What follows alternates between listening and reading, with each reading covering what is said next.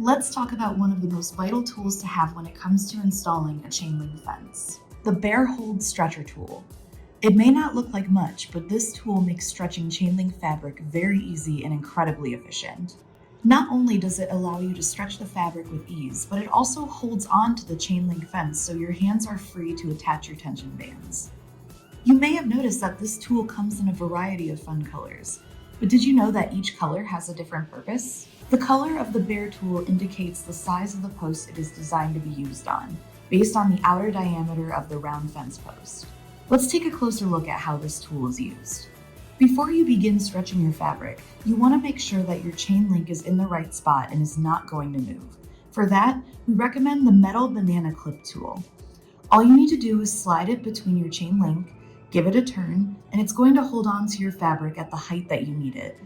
Once it's time to stretch your fabric, get your Bear tool and hook the unnotched edge to the post. Slide the tension bar into the notched edge. Take the handle and push it in so the fabric stretches into place and the Bear tool locks onto the post.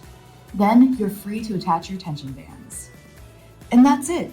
With the Bear Hold Stretcher tool, stretching your chain link fabric has never been easier.